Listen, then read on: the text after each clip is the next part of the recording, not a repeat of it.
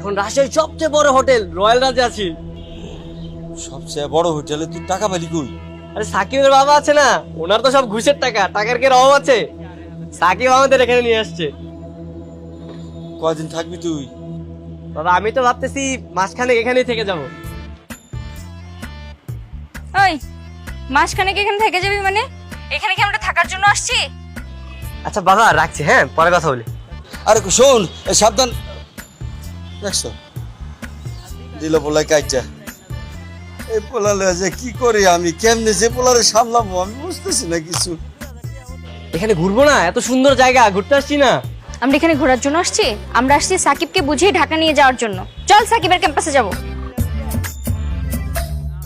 এখনই যাওয়া লাগবে, একটু থাকি না, কত সুন্দর। হ্যাঁ এখনই যেতে হবে। আয় নিচে যে গোছাবি। এই এই আপনি ওখানে কি করেন? হোটেল ছাড়েননি কেন এখনো? এই তো বেরোচ্ছি, এখনই বের হয়ে যাবো। সাথী এখান থেকে তো পুরো রাজশাহী শহর দেখা যাচ্ছে রে। আচ্ছা দীপ্তির বাড়ি কোনটা রে বলতো একটু? কানের নিচে একটা দিব, একদম দীপ্তির বাড়ির ছাদে যেয়ে পড়বি। নিচে আয়, গুছিয়ে ক্যাম্পাসে যেতে হবে। এটা কিছু হলো? হ্যাঁ তো দীপ্তিকে আমি কই পাবো?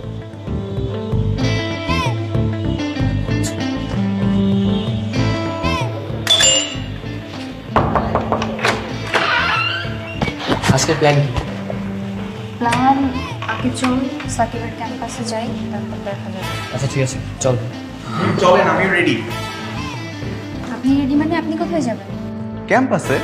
তো যান। আমি তো আপনাদের সাথে যাব। আমাদের সাথে আপনার কাজটা কি? সাকিবের সাথে আপনাদের বন্ধুত্ব ঠিক করিয়ে দিব। ও আচ্ছা, তো আপনার কোনো প্ল্যান আছে? হ্যাঁ আছে তো, আছে। প্ল্যান আছে না?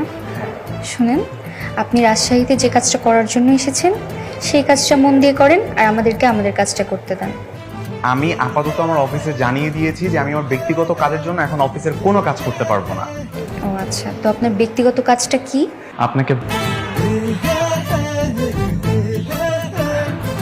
আপনাকে হেল্প করা। আপনার হেল্প আমাদের লাগবে না, দয়া করে এবার আমাদের পিছু ছাড়েন। আপনি আমাদের পিছু পিছু আসবেন না। শান্ত চল। খবরদার, বললাম না আপনি আমাদের পিছু আসবেন না, এখানেই দাঁড়িয়ে থাকেন।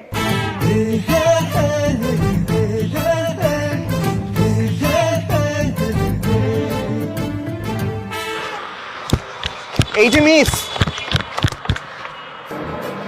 এ তো দেখে এক নাছর বান্দা। এই গরমে আইসক্রিম খেতে খেতে হাঁটেন না, ভালো লাগবে। আপনার কাছে কি আমি আইসক্রিম খেতে চেয়েছি? এই এই আমাকে দে। নেন না, ভালো লাগবে। আমার লাগবে না। এতটা নিষ্ঠুর হবেন না, এতটা নিষ্ঠুরতা ভালো না। এই নিন। হ্যাঁ আচ্ছা শোনেন না, সরি আমি ইচ্ছা করে করিনি। এটা কি করলেন আপনি? আমার জামাটা নষ্ট করে দিলেন, এখন আমি কি করব? ওই দেখুন একটা শোরুম আছে, চলুন না আমার সাথে, আমি একটা ব্যবস্থা করে দিচ্ছি।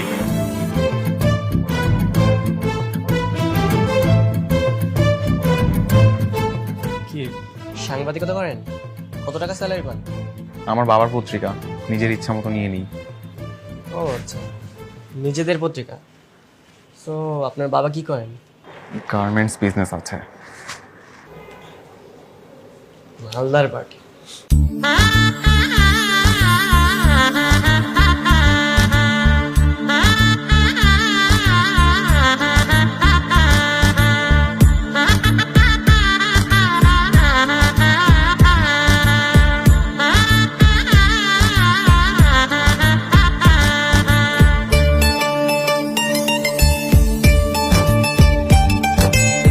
এই মুখ বন্ধ করেন, মাছি ঢুকে যাবে।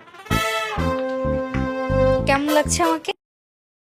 দারুণ লাগছে, একেবারে পরীর মতো। আপনাকে জিজ্ঞাসা করেছি আমি। শান্ত দেখ তো কেমন লাগছে আমাকে, মানিয়েছে? একদম ভেটকে মাছের মতো লাগছে। বুঝতে পেরেছি, আমাকে সুন্দর লাগছে। চল আমরা ক্যাম্পাসের দিকে যাই। আচ্ছা বিলটা কত হয়েছে? এক্সকিউজ মি, বিলটা আপনি দিবেন মানে? ড্রেস আমি নিয়েছি মানে বিলটা আমি দিব। কেন? আমি আপনার ড্রেস নষ্ট করেছি, বিল আমি পে করব? জি না, সাথী তার নিজের বিল নিজে দিবে। শুনেন মিস্টার, ও ওই টাইপের মেয়ে না, ঠিক আছে? সো এগুলো করা বাদ। এক্সকিউজ মি, বিলটা আমার নামে করে দেন। এই তো আলহামদুলিল্লাহ ভালো। আচ্ছা, ওরা কি ক্যাম্পাসে আসছে নাকি ঢাকা ব্যাক করছে? ওদের এত খোঁজ নিচ্ছিস কেন তুই? শান্ত প্রেমে পড়েছিস নাকি? আর একটু, আমি ভাবছি ওরা ক্যাম্পাসে আসলে যত ঝামেলা, যদি ঢাকা ব্যাক করে তাহলে আর কোনো ঝামেলা নেই। ওরা এত সহজে ক্যাম্পাস ছেড়ে যাবে না। ওরা এখানে আসছে একটা ঝামেলা পাকানোর জন্য। তবে কি করবি? আচ্ছা, তুই ওর সাথে সব ঠিক করে নে, কি বলতে চাই শোন। কি বলতে চাই সেটা আমি জানি। তোর কি মনে হয় ওরা এখানে কেন আসছে আমি কিছু জানি না, কিছুই বুঝি না? আর ওদের সঙ্গে ঠিকঠাক নেবার, কোনোদিনও না। সবগুলো হচ্ছে স্বার্থপর আর বেইমানের দল। তবে কি করবি? ক্যাম্পাস ছাড়া করবো। আজকে খালি ক্যাম্পাসে আসুক না, ক্যাম্পাস থেকে সোজা বের করে দেবে। ওকে, দেখ কি করবি। আচ্ছা তোরা বস, আমি একটু ক্যান্টিন থেকে আসছি। ক্যান্টিনে যাচ্ছিস না ওরা আছে কিনা দেখতে যাচ্ছিস?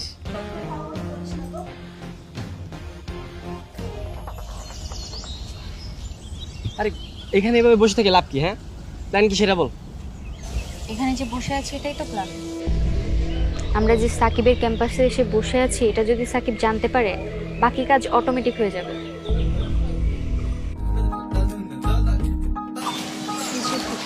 তোর নাইটে যাচ্ছি, কথা বলে?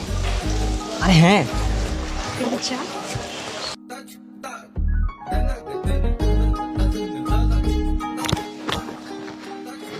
আপনি শান্তর প্রেমে তো ভালোই হেল্প করছেন, আমার বেলায় এত কেন শত্রুতা? আমি আপনার সাথে শত্রুতা করলে আপনি এখানে থাকতে পারতেন? তার মানে নাথিং। Something something nothing. আমি শান্তকে পাঠালাম যেন ও যে একটা ঝামেলা পাকায়, কারণ শান্ত যেরকম ছিল ভেতরে যে মেয়েটার সাথে কথা বললে একটা ঝামেলা পাকবে, আর তখন সাকিব আসবে, আর সাকিব আসুক, আমি এটাই চাই।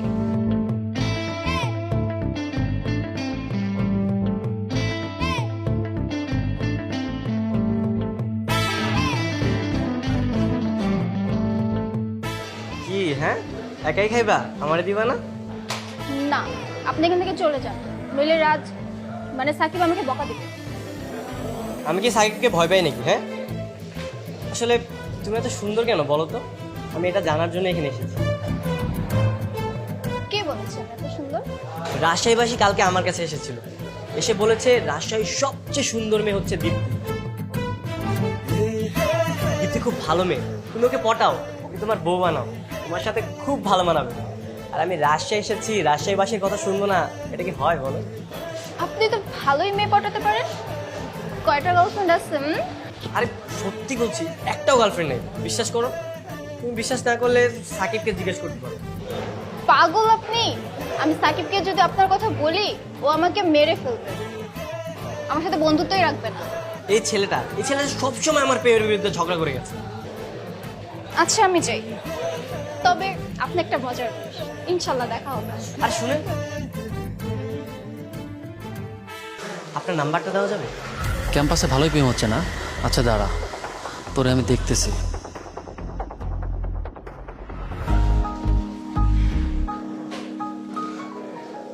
তার মানে আপনি জানতেন আমি আপনার কাছে নাম্বার চাবো, তাই আগে থেকে ম্যানেজ করে এনেছেন।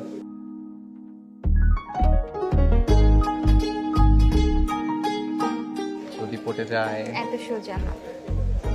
তো খেলা তো জমে গেছে, মেয়ে তো 90% পড়ে গেছে। মানে? আরে হ্যাঁ, কি করেছে জানিস? আমাকে ওর নাম্বার দিয়েছে।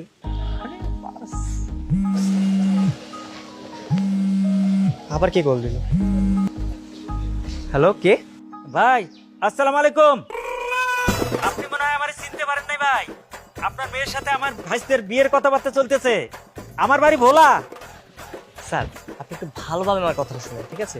আপনি তো ভোলার মানুষ, এমনিতে কথা ভুলে যান, এই কথাটা একটু ভুলেন না। আমার মেয়ের এইমাত্র বিয়ে হয়ে গেছে, আর ছেলের নাম হচ্ছে রাফসান, ঢাকায় থাকে, বুঝতে পেরেছেন? রাখেন এবার কল।